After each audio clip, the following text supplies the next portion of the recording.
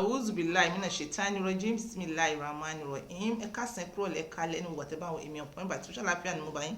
Please continue to subscribe and God will continue to bless you. Thank you very much. Ayé ń yí lọ à ń tọ́.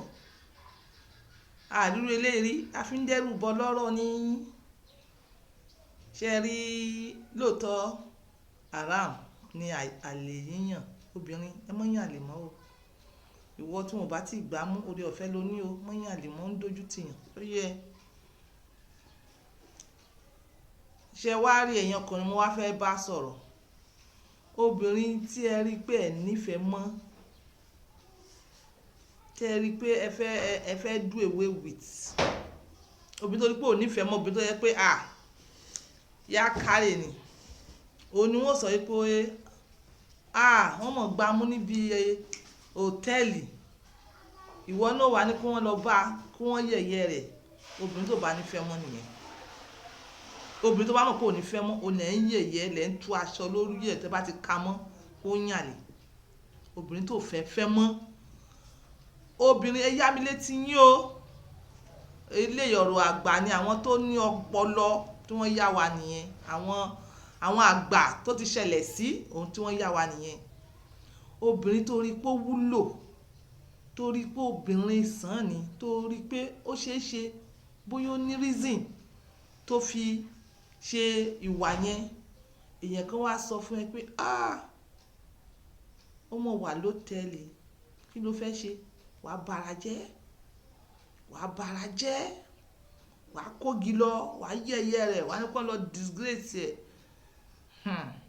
Eléyìí mi ò encourage ẹ o. Àmọ́ ọ̀rọ̀ àgbà ni, ọ̀dọ̀ àgbàlagbà ọkùnrin òní mo ti gbọ́rọ̀ yìí wá bá yín báyìí.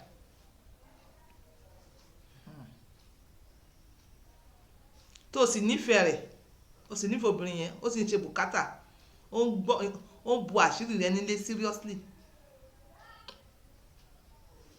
Tó bá wá ṣẹlẹ̀ bẹ́ẹ̀, màá kọ́ ẹ, èmi ò wá ní kọ́ ẹ o, èmi ò fi story èèyàn kan lẹ́ẹ̀ fi kọ́ra yín. Story èèyàn kan èmi ò sọ nsìn, ẹ̀yin ò wá fi kọ́ra yín. Yes, ẹ wá fi kọ́ra yín because èmi ò encourage ẹ. Tí máa lọ pé kí n ṣe báyìí, tí máa ní kí n advice, ẹ lè jẹ́ pé ẹ lè sọ pé mo encourage, I'm not encouraging it. Èèyàn kan ó ṣe mí náà kàyéfì, ló jẹ́ kí èmi náà wá sọ. Ọkùnrin yìí tẹ̀ ti dàgbà díẹ̀, ó ti dàgbà ju obìnrin yẹn lọ díẹ̀. Àwọn tó mọ́ ń fẹ́ ọmọ kékeré yẹn ni wọ́n dẹ̀ ti ṣe, wọ́n ti ṣe díẹ̀, wọ́n ti bímọ. Obìnrin sì ní business àmọ́ ọkọ rẹ̀ wà successful. So bí wọ́n ṣe wá sọ fún mi pé èní yìí o, ìyàwó rẹ̀ èní kọ́ ló ti ń ṣe, according to ọkùnrin yẹn gangan ló sọ story ara rẹ̀. Èní ìyàwó rẹ̀ hòtẹ́ẹ̀lì báyìí ló máa wà pẹ̀lú lágbájá báyìí. Àná ó wà ń bẹ̀, wọ́n dẹ̀ ti book ara wọn pé èní náà wọ́n máa wà ń bẹ̀. Tó bá di so something náírà 6, ìyàwó ẹ̀ máa múra pé òun lọ sí ilé ìjọsìn láti lọ ṣe èyí tó wọ́n máa ń ṣe overnight yẹn, pé ibẹ̀ kọ́ ló lọ o, ibi hòtẹ́ẹ̀lì báyìí ló lọ. Ọ̀rọ̀ àgbà. Èmi náà ó yà mí lẹ́nu ni o pé ṣerú àwọn ọkùnrin báyìí sì wà. Òun dẹ̀ ló sọ ọ̀rọ̀ ara rẹ̀, ìrírí ayé nìyẹn. Ó ní ìgbà tó dẹ̀ tó àsìkò lóòótọ́, ó ló ti múra à ń lọ ilé ìjọsìn, tèmi lágbára, kọ́lọ́n ṣàgbàdúrà nítorí yín náà ni, kí nítorí àwọn ọ̀tá kí wọ́n bá succeed lórí wa, ká mọ́ bá tẹ́, ká mọ́ bá ṣègbà torí àwọn ọmọ tó bá ṣe bẹ́ẹ̀. Ọkọ mi ṣé kí n ti lọ tèní? Ó bá jù sọ pé ṣé kò ń ti lọ tèní? Ọkọ ni wàá lọ, àmọ́ pẹ̀lú àlàyé. Sórí bó ṣe ń lọ yẹn, kó gbogbo àwọn ẹrù ẹ dání, gbogbo ẹrù ẹ kó dání torí ibẹ̀ yẹn ló ń gbà lọ lẹ́yìn. Because ó lọ sílé ìjọsìn bíi tàná, ó fẹ́ lọ bá lágbájá, ọmọ lágbájá tó ṣiṣẹ́ ní lágbájá. Bí ó náà ṣe sọ fún ìyàwó nìyẹn. Ó ní òyì sì kọ́, ó sì tán, ó sì wó lulẹ̀. ó ní bó ṣe dùn lẹ́sẹ̀ mú nìyẹn pé kó mọ́ bínú kó mọ́ bínú. Ó ti rí pé wọ́n ti kò síbi tó lè sá sí mọ́. Ẹ mọ̀ fẹ́ mú yẹn mọ̀ mú yẹn ẹ mọ̀ sọ pé ẹ jẹ́ ká mú ẹ jẹ́ ká ṣe wàyó ẹ jẹ́ ká ṣe wàyó.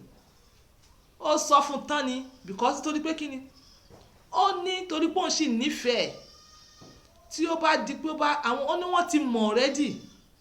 Ó ní àwọn aráàlú ti mọ̀ ó nìkan ní òun ò mọ̀ ó ní ó dùn ún lóòótọ́ àmọ́ òun wá fẹ́ tún kọ́ òun fẹ́ fi lò ó fẹ́ fi correct aráàlú because wọn ò ní believe pé òun máa sọ fún wọn rò pé òun máa yẹ̀yẹ́ rẹ̀ ni tóun bá ti yẹ̀yẹ́ rẹ̀ ṣé òun yẹ̀yẹ́ àwọn ọmọ ṣé òun yẹ̀yẹ́ ara òun ṣé òun ò yẹ̀yẹ́ wàhálà tóun ti ṣe kó tó di pé òun wá fẹ́ obìnrin yẹn.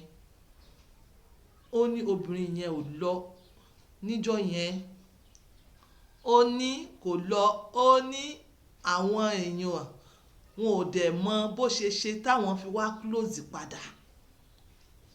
Òun wá nídìí òun wá ṣe bí ọgbọ́n òun wá pe èèyàn tó wá sọ fún òun pé ìyàwó ò mọ̀ jáde lánàá pé ìyàwó ò mọ̀ jáde lánàá àbí kí ló ń ṣẹlẹ̀.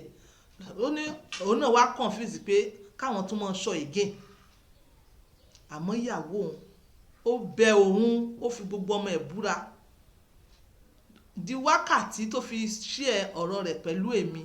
Ó ní kò ṣe anything like that mọ́ ó ní kò ṣe anything like that mọ́. Àwọn tó wá ti ibi tó nǹkan ti bára rẹ̀ jẹ́ dé àwọn náà tó wá wò pé bóyá ó ti change bóyá irọ́ dẹ̀ ni wọ́n pa fáwọn wọ́n wà confused. Ó ní bọ́rọ̀ yẹn ti ṣe obìnrin tó sọ̀rọ̀ rẹ̀ wọ́n ti dàgbà gidi gan o they are still with each other. Obìnrin yẹn ti dàgbà dáadáa lóun náà nísìnyí and ọkùnrin yẹn náà ti wá dàgbà jùkùjùkùjùkù tó yẹ pé àlè yíyàn níbo ló ti fẹ́ rí yàn mọ́ nísìnyí. Kò bá jẹ́ àlàyé òun ló tún wá dífá fún èèyàn kan again. Ọkùnrin yẹn mọ̀ fine tí o ìyàwó rẹ̀ yìí nígbà tó mú dé obìnrin yìí mọ̀ fine obìnrin tó bá ti fine ẹ̀yin nìkan kọ́ lẹ́fẹ̀ẹ́ àfi ẹ̀ monitor ẹ̀ dáadáa. It's not easy to be with beautiful woman kò easy. Obìnrin yìí fine ó ti mú dé ní kékeré ni ló bá yá ló wá bẹ̀rẹ̀ sí ní fẹ́ ìyẹn kan bẹ̀rẹ̀ sí ní fẹ́ obìnrin yìí. Ọkùnrin yìí ìgbà tó ń wá sọ fún òun ò lo ọpọlọ tí bàbá alákọ̀ọ́kọ́ yìí lò ó tú gbogbo ẹ̀ jáde ni obìnrin náà dẹ̀ ti bímọ àwọn ọmọ tó fine 3. ẹ jẹ́ kí n sọ fún yín ó ń lọ bá àwọn yẹn ní hòtẹ́ẹ̀lì ni wọ́n yẹ̀ yí obìnrin yẹn ibẹ̀ yẹn ni wọ́n kó ẹrù obìnrin yẹn níwọ̀n bá wá ba lótẹ̀ yẹn ló gbàdé lù wọ́n. Bí mo ṣe wá sọ dè ní obìnrin yìí ò lọ́kọ o kó wá ṣe confam aṣẹ́wó confam bó ṣe fine tó kò wá lọ́kọ mọ́ wá jó confam aṣẹ́ because èèyàn tó nífẹ̀ẹ́ sí ó ti bábá lùzì ẹ̀ kò wá ní stress mọ́ nǹkan tó sún débi àlè yíyan rárá kọ̀ọ̀kan gan lọ́mọ kékeré ni àmọ́ kó wá di àgbàlagbà nísìnyí dé ibẹ̀ kò ní ọkọ kan. Bẹ́ẹ̀ náà ni máa yẹn kò ríyàwó gidi dèní òun ló wá dífá fún pé ẹ bò àṣírí ara yín ẹ̀yin obìnrin nígbà tó jẹ́ pé ó lọ yàn àlè at the end of the day ó wá rọ́kọ fẹ́ àlè yẹn tó yàn yẹn kò ṣe fẹ́. Ọ̀rọ̀ tí mò ń sọ this last story mo fẹ́ pẹ́ díẹ̀ ni fada church ló fẹ́ àwọn ọmọ tó mọ̀ ṣe bí fada church yẹn òun ló fẹ́ ìyàwó obìnrin yẹn. Ìtògbà tí wọ́n wá gbá wọn mú wọ́n wá rán fada yẹn lọ sí exile tí ẹ pé exile yẹn ó máa for some years ló máa ṣe bẹ́ẹ̀ ó máa padà wá sí federalism ẹ̀ bẹ́ẹ̀ obìnrin yẹn ti bá lose family ẹ̀ in fact ọ̀rọ̀ yẹn kò síbi tí wọn ò ti gbọ́ pọ̀ everywhere ó pọ̀. Àwa ń draw lesson láti bẹ̀ ni pé ẹ̀yin obìnrin ṣé ẹ mọ̀ pé àwọn ọmọ small boys tẹ̀ ń ta sí níta yìí wọn ò ní fẹ́ yín náà wàláì wọn ò ní fẹ́ yín relationship 1 year 2 years ó ti tán ìyẹn ti rí lọ nìyẹn èmi ò tún wá tún rí lọ kò wọ́ ọ̀tẹ̀. Ẹ jẹ́ kí relationship ẹ̀yin àti ìyàwó yín ẹ jẹ́ kó work out. Ẹ wo fídíò yìí tán because it's a great lesson. Ẹ jẹ́ kó work out. Ẹ̀yin ọkùnrin náà ẹ má cheat tẹ́ ẹ̀ bá cheat ìyàwó yín ò ní cheat tó bá dé bí wọ́n bá gbámú tó ń cheat ó dójú tì yín ni because àwọn èèyàn mọ̀ sọ wípé àbí nǹkan ọmọkùnrin rẹ̀ kéré ni àbí kò satisfy ọkọ rẹ̀ ni ìyàwó rẹ̀ ni sorry àbó tètè dà ni tó bá ti rí ìyàwó yín tó ń cheat tí obìnrin bá ti ń cheat ọkọ ló mọ̀ ń bújù ẹ tọ́jú lé yín ẹ fẹ́ràn ìyàwó yín ìyàwó ọmọbìnrin kan lọ́wọ́ ẹ ó mọ̀ ranjú òní fún kí ló dé ṣé kó lọ bèrè lọ́wọ́ àlè ni tóbìnrin bá ní àlè ìtìyọ èébú ẹ ni ẹ jẹ́ kí n sọ fún ẹ̀yin ọkùnrin tí obìnrin bá yan àlè èébú yín ni because àwọn èèyàn sọ wípé àbí kò fún lówó ni àbí kò ṣe kinní ni kó wọ́n tó gbàgbọ́ pé obìnrin yẹn gan ni ó ní fọ́ọ̀tì bèlèǹtẹ̀lé gan tó bá nídìí obìnrin yìí jẹ́ kómólú ọ̀rọ̀ ńlá ni ó máa ní reason wọ́n wò tóbìnrin fi ń yàlè èyí ní kóbìnrin yàlè because advice yín kẹ́ yàlè adultery is a sin tẹ́ bá